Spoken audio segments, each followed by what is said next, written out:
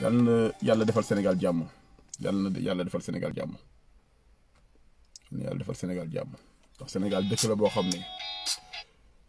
xam ne wax dëgg yàlla li ñuy dund nii mérité wuñ ko di Sénégal di dund nii Sénégalais yi mérité wuñ ko ndax Sénégalais yi benn peuple bu pacifique la macha allah peuple la boo xam ne ndeysaan gan sax bu ñëwee Sénégal gan bi li ñu gën a xajal ko ñun moo tax man léeg-léeg bu ma déggee sax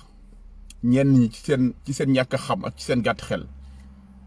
naan tubaab moo gën nit ku ñuul man ay ree la may def ndax da ngay ñëw Afrique Sénégal bi ma xam nit ki lu mu ñàkk lu tuuti li nga xam ne yor na ko bu gan ñëwee day préfère jël lépp jox gan bi bu dee dafa yor lal matelas bi day préfère jox ko gan bi moom mu tëdd ci suuf donc nga gis ne sénégalais donc en l'occurrence nit ku ñuul nekk nañu xeet boo xam ne wax dëgg yàlla dafa def yërmande ci suñu xol waaw ndax li nga xam ne yëpp tubaab bi teg nañu ko ci nattu dans le passé ak tey jàppewuñ leen ko sax pratiquement ndax ñu ngi ñëw Sénégal ñu ngi ñëw Afrique xam nga ndax ñun xam nañ ne système boobu noonu nekkul ne ñoom le peuple ñoom ñoo koy def waaye ñenn ci seen njiiti ñoom ñoo nekk di imposer système boobu ñun nag on a su faire la part des choses ba nga xam ne ñoom bu ñu ñëwee ci suñu dëkk yi moo xam di vacances moo xam lu mu mënta doon duñ leen ko xoole duñ leen ko won duñ leen buntu xatal donc loolu mu nekk loo xam ne macha allah yàlla daf ko defal nit ku ñuul moo tax ma ne Sénégal bu le président Macky Sall xoolaatoon suñu histoire tuuti rek dina am yërmande ci peuple bi ci population bi ndax sonn nañu vraiment population bi sonn nañu nañ leen jàppale waaw tey loolu du waxtaan bi damay waxtaan ak yéen nii rek mais nekkul loolu mooy thème bi tey voilà mais dañuy waxtaan rek le temps que gars yi di ñëw pour ñu xam ñun ban chance la ñu am dëkk mel ni Sénégal dëkk boo xam ne nit ñi dañoo bëgg jàmm dëkk boo xam ne xale dafa jox cër respect mag donc dëkk boobu boo ko amee dañ koy fonk waaye dëkk boo xam ne tamit yàlla defal nañu lépp yàlla bàyyiwuñu seetaanuñu am na dëkk yoo xam ne amuñu géej am na dëkk yoo xam ne fitna bi bari na fa waaye Sénégal yàlla dafa def mu nekk dëkk boo xam ne macha allah am na géej am na naaj am na suuf am na àll am na garab vraiment Sénégal am na lépp li ñu manqué kay malheureusement mooy ay njiit yu baax ay njiit yu gëm seen bopp ay njiit yu am yërmande ci askan bi ay njiit yu gëm Sénégalais yi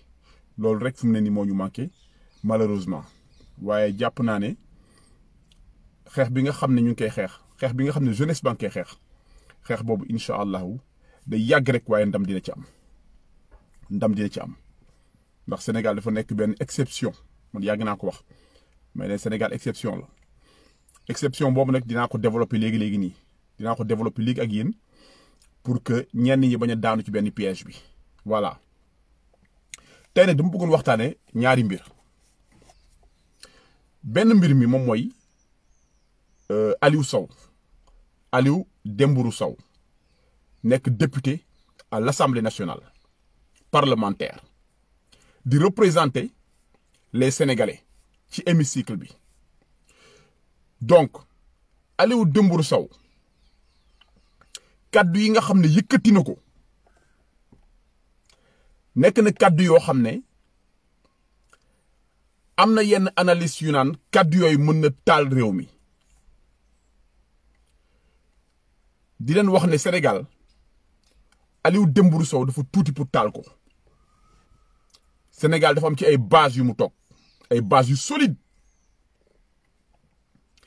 waaye li mu wax gravité bi garaaw na garaaw boo xam ne bu ko Macky Sall sanctionné wul bu Macky Sall sanctionné wul Aliou Dembourou Sow dina nekk lu yéeme dina nekk lu garaaw dama leen di wax lu tax ndax kàddu yi nga xam ne wax na ko man dama am chance ba man dama màgg ak ay Haalpulaar man dama màggandoog ay Haalpulaar man dama dem sax ba dégg pulaar man pulaar loo ci wax pratiquement à 70% dégg naa ko ma xam leen ñoom ñooy ñan te xam ne kàddu yi nga xam ne Aliou Sow yëkkati na ko moom rek la concerné ndax man dama xam ay pulaar yoo xam ne ànduñu sax ak Macky Sall bëgguñu sax ngay wax turu Macky Sall seen wet kon kooku li mu wax moom rek la concerné wul les Haalpulaar il faut que loolu mu leer waaye danger bi nga xam ne moo nekk ci kàddu Dembourou Sow yi danger la boo xam ne day agir quotidiennement ci sunuy action ñun société bi naka lay agir ci sunu action ñun société bi mooy yow mi nga xam ne xëy na màgguloo ak Haalpulaar yi xamoo leen bu baax yow kàddu yooyu noonu mën na nekk loo xam ne da nga koy téye sa subconscient maanaam affaire waasoo mbirum xeet moom mën na dugal loolu sa biir bopp ba yow sur le plan quotidiennement saa yoo amee problème ak kenn koo xam ne Haalpulaar la rek mais automatiquement sa xel day dem ci li nga xam ne moom la Dembourou Sow waxoon et subitement sa action sa agissement day changer par rapport ak nit kooku da ngay agressif te nit ki du xam yow lan moo tax nga agressif nit ki du xam lu tax nga agressif mais da ngay agressif parce que sa xel day dem ci Dembourou Sow nga ne ah ok d'accord Haalpulaar yi xaaral dañu yaakaar ne ñoom moom nit ñi parce que waa ji wax ji mu wax garaaw na garaaw boo xam ne day dugg ci subconscient wu doomu aadama yi day dugg ci bopp sénégalais yi am na ñoo xam ne il ne savent pas faire la part des choses bu ko defee yow nga jàpp loolu sa biir bopp mu nekk sa biir xel sans même que yow nga prêter attention sans même nga def ci attention waaye saa yoo amee problème ak koo xam ne pël la wala Haalpulaar la rek automatiquement loolu nga xam ne nekkoon na sa subconscient mooy agir bu ko defee yow tout d'un coup nga agressif parce que da ngay déplacer problème bi yóbbu ko ci problème mu waaso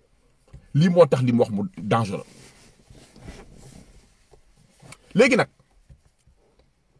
li ko mën a faj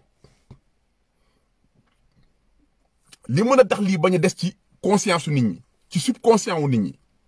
mooy le président Macky Sall jël ci ay mesures yu ferme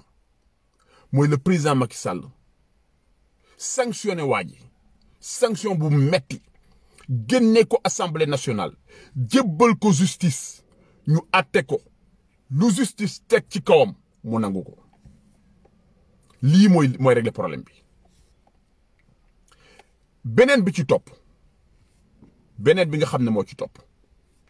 man damay wax ak la jeunesse sénégalaise quelle est la part de responsabilité de la jeunesse sénégalaise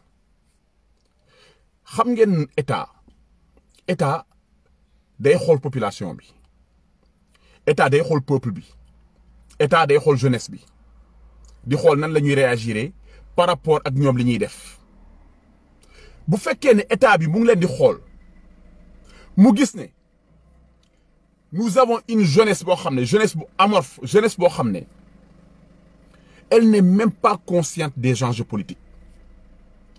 jeunesse boo xam ne elle n'est même pas consciente des enjeux économiques mu gis benn jeunesse boo xam ne elle n'est même pas consciente des enjeux géopolitiques bu ko defee état day am fit ak sañ-sañu di continuer di détourner li nga xam ne askan bee ko moom loolu yëpp mu ngi dépendre ci comportement bi nga xam ne jeunesse bi am na ko ndax Sénégal mooy dëkk boo xam ne da ngay gis benn nit koo xam ne maanaam seen waa kër bu ñu añoon sax duñu reer mu nekk député mu waxuma la situation moom waaye moom ak seen waa kër yëpp mu changé seen situation waaye ñëpp toog di ko xool ñenn ñi di apprécier ñenn ñi di commentaire te xamu leen ne waa ji loolu mu jël di ko enrichir famille yéen a ko moom voilà le problème donc man première responsabilité bi dama naan c'est la jeunesse jeunesse mooy première partie d'opposition parce que dafa am loo xam ne il faut que sénégalais xam ko jeunesse bi yéenee première partie d'opposition gis ngeen am na fu muy toll am na état fu muy toll affaire réew fu muy toll on ne parle plus de Pastef wala de Rewmi wala de PS wala de PDS non première opposition état mooy jeunesse am mu war a nekk nag benn jeunesse boo xam ne day taxaw jàkkaarloog état xool di càmbar état xool état nan lay gérer li nga xam ne moom moo ko moom bu ko defee jeunesse bi mën a taxaw léeg-léeg revendiquer wala dénoncer avec fermeté li nga xam ne ñu ngi ko yore seen alal ndax gis nga Sénégal man dama naan julli boo pare sax tàllal sa loxo di ñaan yàlla dama naan yaa ngi tooñ yàlla yaa ngi koy tooñ ndax man duma la jox lépp ba pare nga toog tàllal ma say loxo amul sens yàlla jox nañu lépp yàlla daf ñoo jox lépp jox ñu géej jox ñu suuf jox ñu jeunesse jox ñu pétrole jox ñu gaz jox ñu or waa léegi yàlla mi nga xam ne yéen a ngi koy tàllal seen loxo di ko ñaan yéen te ngeen dem tàllal seen loxo Macky Sall est-ce que yàlla lañ jox suñu pétrole est-ce que yàlla lañ jox suñu gaz est-ce que yàlla lañ dénk suñu suuf est-ce que yàlla lañ jox suñuy impôt loolu yëpp président Macky Sall lañ ko jox kon kay yéen bu ngeen demee bay solliciter yéen dem leen ngeen solliciter président Macky Sall ngeen ne ko sonn nañu amuñu liggéey te yow la ñu dénk suñu réew pour nga defar ko yow la ñu jox suñu réew pour nga créer ay conditions yi ñuy permettre ñu mën a liggéey naam réew secteur privé mooy porter lu gën a bari ci emploi secteur privé moo koy porter mais pour secteur privé mën a porter emploi yooyu il faut que état jël ay doomu réewam yu xarañ yoo xam ne ñoom ñu ngi góorgóorlu état jàppale leen ba ñooñu porter secteur privé bi créer ay emploi kon nga gis ne lépp rek responsabilité état la lépp responsabilité état la kon nag bàyyi leen ñaan gu bari bi yàlla defal ma lii yàlla may ma lii yàlla maa ngi lay ñaan yàlla maa ngi lay ñaan ni non yàlla jox nañu lépp demandez plutôt des comptes au président Macky Sall demandez de l'emploi au président Macky Sall bu ngeen fajoo moom la bu ngeen fajuwul moom la bu ngeen lekkul ba suur moom la kon moom moo war a jox jeunesse bi liggéey moo gën le président Macky Sall di ko politiquer dafa am loo xam ne ci njiitu réew war na laa jomb dama leen di wax le président Macky Sall grand Texe Gueye maa ngi koy ziar bu baax am na lu mu développé lu am solo loo xam ne bëggoon naa ci ñëw ma gis ne développé na ko ma ne ah très bien Abdou maa ngi lay ziar gis ngeen Papis maa ngi lay ziar Papis Tine gis ngeen bourse familiale yi ngeen di dégg mooy bourse familiale yooyu Macky Sall doon jox ay ménage ay famille jëm 50 000 familles ba xaw ma ay 75 000 wala 300 000 familles loolu Macky Sall le président Macky Sall def ko pour dimbali les familles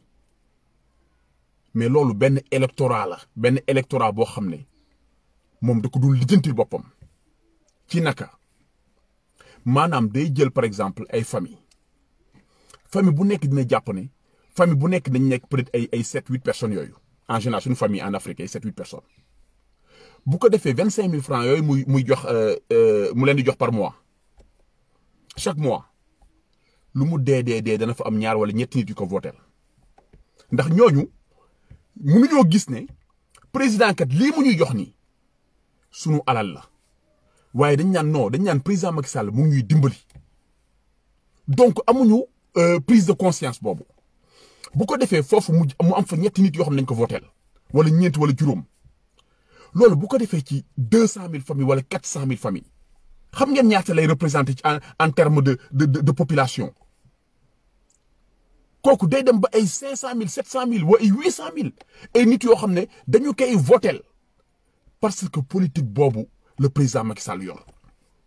non c'est une bête politique bu ñu nee le président Macky Sall c'est une bête politique effectivement c'est une bête politique daa xam ni muy politiquer moom kenn ni muy gouverner moo ko jaaxal mais ni muy politiquer da ko xam kon nag bu fekkee da ngeen nekk ci dëkk boo xam ne nit ñi xamuñu loolu yëpp dañ leen ni manipuler à longueur de journée mais ñoom xamuñu loolu ñun li ñu mën mooy di leen yee li ñu mën mooy di artu li ñu mën mooy di conscientiser Cheikh Sané maa ngi lay ziar patriote Abdou maa ngi leen di ziar donc ngeen gis ne sama gars yi ngeen gis ne bu fekkee yéen bu ngeen jógul la jeunesse bu fekkee ne jógu leen la jeunesse dugg ci biir quartier yi dugg ci biir kër yi dem ci grand place yi dem ci marché yi ngeen conscientiser nit ñi ngeen yee nit ñi parce que ñu ngi nelaw y a plusieurs façons de se battre am na ay xeex yu gën a efficace mën ngeen dajaloo def benn marche xool taal ay pneu fii mais ngeen dem yee nit ñi moo gën a efficace loolu te ñoom loolu sax la ñu gën a ragal parce que nit ñi ñoom bëgguñu nit ñi yeewu ñoom dañoo bëgg nit ñi continuer di nelaw kon ngal la jeunesse jóg leen ngeen dem yee sénégalais yi nga xam ne ñu ngi nelaw pour que ñu xam ne jarul jël gaal di dugg ci géej gi demal ci Macky Sall moo gën a gaaw te amul benn danger demal ci institution yi nga laaj liggéey nga ne président Macky Sall da ngaa sonn na la fayal sa formation na la utal liggéey ñi nga xam ne étudiants yi nga xam ne dem ngeen ba amuñ leen sax fu ñu leen def fi ñu leen defoon sax ci université privée yi kenn fayu leen yéen aussi am ngeen seen mot à dire dafa am combat boo xam ne jeunesse moo koy porté parti politique du ko porté ndax nee naa leen le combat de la bonne gouvernance jeunesse moo koy porté peuple bee koy porté pas les partis politiques pas opposition bi mais c'est le peuple qui porte ce genre de combat te yàlla wax na ko yàlla nee na man du ma changer destin wu benn réew fii lekk ñoom ci seen bopp jóguñu pour changer seen destin bopp yàlla nee na du ma changer destin wu benn réew fii lekk ñoom ci seen bopp jóguñu pour changer seen destin wu bopp kon ngeen xam ne yàlla noppi na waa léegi nag yéen du ngeen jóg ñëpp woote nañu ñoom Guy Marius Sagna woote nañu activistes yi mouvement citoyen yi mais jeunesse bi dañuy toog ne yàcc ne yasar bu ñu nee football terrain yi fees dell bu ñu nee lamb navétane stade yi fees dell yéen maanaam xamu leen seen priorité yéen fo caaxaan moo leen gënal ngeen jóg pour seen avenir waaye man duma leen mere parce que dama naan da ngeen xamul moo tax ndax bu ngeen xamoon du ngeen réagir noonu mais dafa jot nag ñu waxtaan ak yéen ngeen xam te ngal bu ngeen yeewoo yee leen kii nelaw sénégalais boo gis am na ku nekk ci wetam di nelaw nit a ngi xoole ubbi ay bëtam di xoole fekk mu ngi nelaw ndax ñàkk a xam nelaw la donc mu nekk loo xam ne vraiment c'est très important ngeen bàyyi ci xel jeunesse bi moom moo jëlul responsabilité am moo tax état bi tamit am fitu def lu muy def c'est très simple gis nga bu fekkoon ne jeunesse bi dafa déterminé wu ne ñu sonn nañu maintenant nous voulons que dëkk bi nga xam ne dénk nañ leen ko sunu budget bi nga xam ne jox nañ leen ko sunu institution yi nga xam ne dénk nañ leen ko sunu port bi nga xam ne jox nañ leen ko état sunu aéroport bi nga xam ne jox nañ leen ko entreprise yi fekk di fay impôt ñu jox leen ko léegi nag da ngeen ñuy rendre compte par la force ñu xam nan ngeen yoree sunu alal ndaw yi foog ngeen jox leen liggéey parce que boo bëggee dimbali les sénégalais nekkul ay bourse familiale ngay def mais da ngay créer ay emploi pour ndaw ñi liggéey ndax ndaw ñi bu ñu liggéeyee dimbali seen bopp dimbali seen i waajur c'est ça la vérité boo bëggee dimbali les sénégalais du ci ay bourse familiale mais da ngay créer ay emploi jox ñu liggéey mais effectivement Chérif mu ngi koy wax génération Snap Babacar Ndong maa ngi lay ziar donc ngeen gis ne yéen li leen gën a intéressé mooy fait divers yi nga xam ne mu ngi xew ci réseaux sociaux yi moo gën a yitteel jeunes yi mais est-ce que xam ngeen ne situation bi ngeen di dund seul responsable bi est-ce que xam ngeen ne c'est le président de la République depuis Senghor ba tey ji ñoom ñooy les seuls responsables ba situation bi ngeen dund est-ce que xam ngeen loolu maa ngi dégg keroog MNF Maïmouna Ndour Faye mais au Sénégal nous avons des journalistes yoo xam ne mais waxuma la corrompu non corrompu dafa tuuti man xaw ma journalistes yooyu nu ma leen mën a tuddee mais journalistes yoo xam ne est-ce que ñu ngi xalaat seen diggante ak seen borom est-ce que journalistes yooyu bu ñu tëddee nañ nelaw di wax naan nous devons respect xaw ma lan respect et considération à tous les chefs d'État yi nga xam ne jaar nañ fi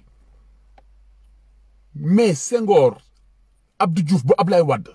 mais ban considération ban respect tey li ñuy dund yëpp ñoom la situation bi jeunesse bi di dund lépp ñoom la ndax ku ci nekk toog nga minimum 10 ans Senghor ñaata at la toog Abdou Diouf ñaata at la toog Ablaye Wade ñaata at la toog dëkk bi di gën a ndóol dëkk bi di gën a metti jeunesse bi di gën a jooy nga may wax ay waxu considération non dafa am ay journalistes yoo xam ne ñoom li leen intéressé mooy pouvoir bi na am benn estime ci ñoom Maxtaar maa ngi lay ziar ñoom loolu moo leen intéressé pouvoir bi na am benn estime ci ñoom mais nekk luñ fi askan bi et c'est dommage parce que maa ngi koy wax ma ne leen journalisme benn rempart la boo xam ne ñoom buñ leen corrompre rek du baax parce que manipulation ci média lay jaar manipulation toujours ci média lay jaar kon bu ñu corrompre journaliste rek du baax sunu journaliste war nañoo yokk góorgóorlu liiraat seen code de déontologie nañu xoolaat seen code de déontologie ak seen charte te bàyyi parparloo bi ñu nekkee ak ñàkk wax dëgg yu ñu nekkee ak yenn question yi nga xam ne ñemewuñ ko poser nguur am na ci ay questions yu bari yoo xam ne ñemewuñ ko poser nguur xalaatuñu ko ndax bu ngeen xoolee ci 31 décembre bi passé